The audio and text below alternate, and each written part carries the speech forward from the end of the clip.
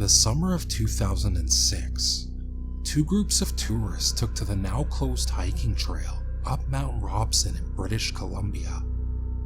What resulted was one of the strangest cases of missing persons in the province's history. As the son of one of the hikers who went up that day, I've naturally wanted to find out exactly what happened.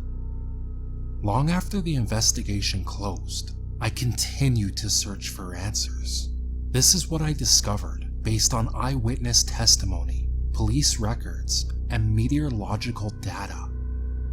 The day started off a little chilly for that time of year, but not chilly enough to be considered dangerous.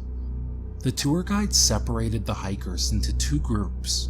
Group A, the fast group, and Group B, the leisurely group, which was a diplomatic way of saying they were slow.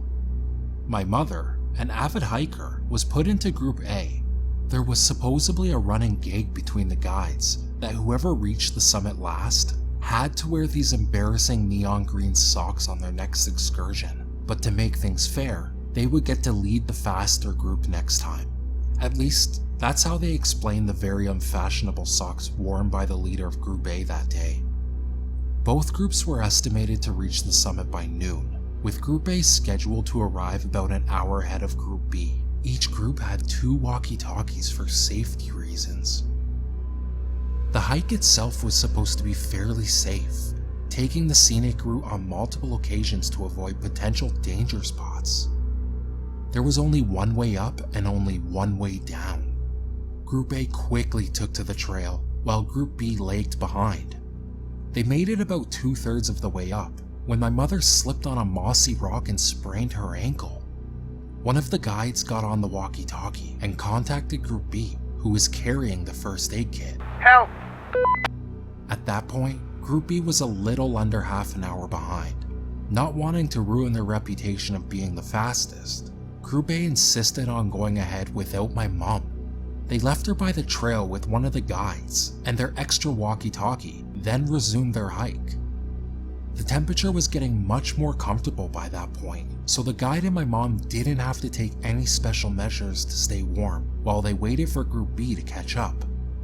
For the next half hour, everyone stayed in contact using their respective walkie-talkies. Everything seemed fine. Group B eventually caught up to my mom. As they were tending to her ankle, they called ahead to Group A to check on their progress.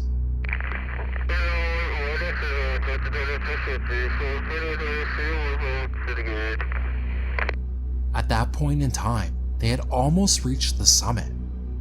Now, the minute she was patched up, my mom could have chosen to turn around and go back down the mountain with her guide, but she chose to keep going with the slower group.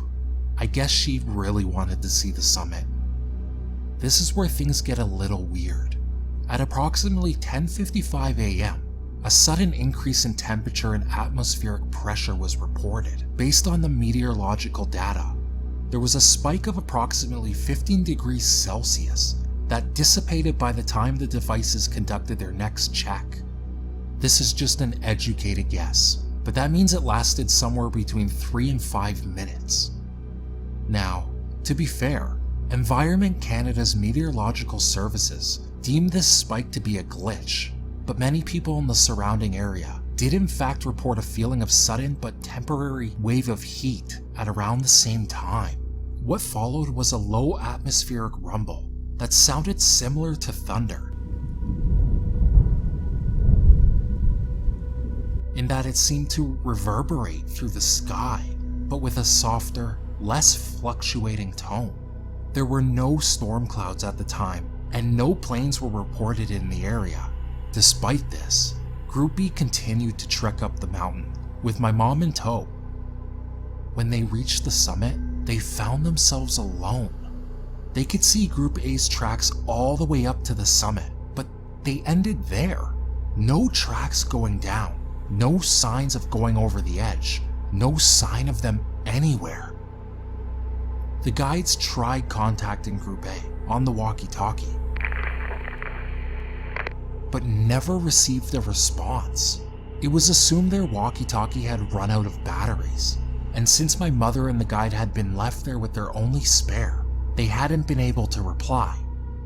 Investigators assumed they'd gotten lost in the woods and never made it to the summit at all, and the tracks found were all from Group B.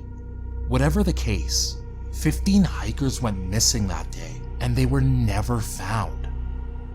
I often asked my mom to tell me her side of the story, to clue me in on any detail I might have missed, or things that hadn't been reported, but she refuses to talk about it.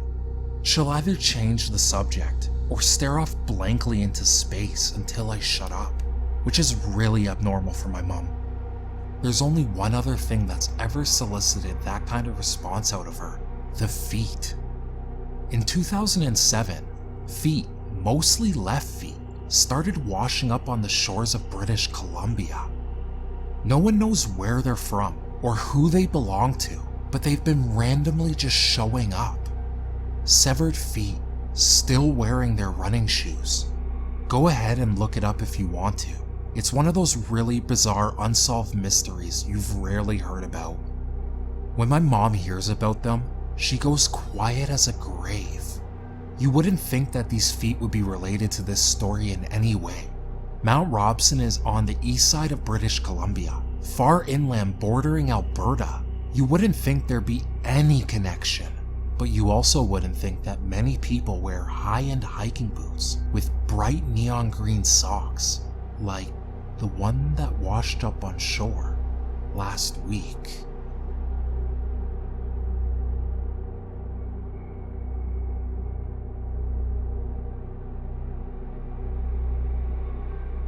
So, some of this information is a bit fuzzy, but this is what happened to my mom around 1989 when she was 20 years old. My mom moved to Manitoba, Canada, to stay with her aunt and uncle while she worked. The company she worked at was on the top 3 floors of an office tower on Portage Avenue. It was located on the same level as the cafe, so everyone came up to their floor and walked past its reception desk if they wanted something to eat. The receptionist would often ask my mom to cover for her while she went on her lunch break. While taking over one day, a handsome Middle Eastern man came up to her and struck up a conversation. He was around his 40s, dressed sharply, was very charming, and said he worked in a company a few floors down. He commented on how attractive she was and asked if she wanted to do any modeling for his company. He handed her his business card and left. She was not sketched out by the guy because he seemed so normal, but asked both her mom and aunt what she should do. They both told her to go for it, but to call the Better Business Bureau to see if the business was actually legitimate. According to the BBB, it was real. The next day while my mom was working the desk, he approached her again and asked her if she had put any thought into the offer. He asked to meet her for lunch the next day at the Fairmont Hotel so they could talk about the business. The hotel was in walking distance from the company, and you could see it through the window of their offices, so she felt safe enough to go by herself. She did tell her coworkers, and they agreed to call the police if she was not back in time. The next day she arrived at the hotel early. She finally spots him at the check-in table. She goes up to him and realizes he's checking into a room. She started to get a bit weirded out because all he said was that he wanted to have lunch in the restaurant there. He explains to her that he has a whole briefcase full of stuff that he wanted to present to her, and that it'd be more private to show her in the hotel room. After a bit of arguing between my mom and him, he finally persuaded her to go to the room. The check-in staff looked a bit skeptical while they handed him the key. They got in the elevator, and that's when she realizes he doesn't even have a briefcase, and it wouldn't be in the room already because he just checked in. Instead of getting the hell out of there like a normal person would, she followed him to the room. She takes the chair by the window while he lays down on the bed with his arms crossed behind his head. He can tell she is very uncomfortable, so he asked her what her dream car was and said she could afford it in a few months by modeling for him. He said all she would have to do was wear different kinds of clothing and lingerie and stand in separate partition rooms while buyers from all around the world would bid on the outfits. or bit on her. After his spiel on the company, he asked her to take her clothes off so he can see her body because she needs to have a good figure to be able to model. She's very hesitant, but he persuades her to get undressed in the bathroom and walk out in a towel so he can get a good look of her. While she's in the bathroom, she hears him talking in a different language and laughing on the phone. She walks out in her towel, and he tells her to do a spin while he's still on the phone, but she ended up getting freaked out and ran back into the bathroom to get dressed again. She opens the door and just bolted out of the room. He stands up and watches her run down the hallway, but luckily doesn't follow her.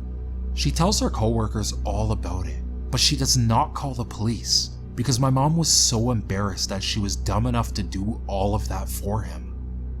A few days later, while walking into work, she sees a bunch of cop cars surrounding the building.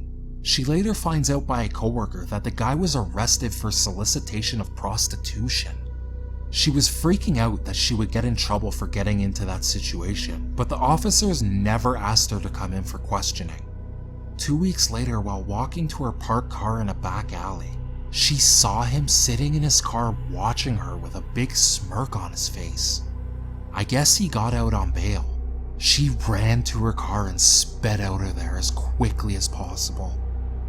That was the last time she ever saw him, and she eventually moved back home a few months later.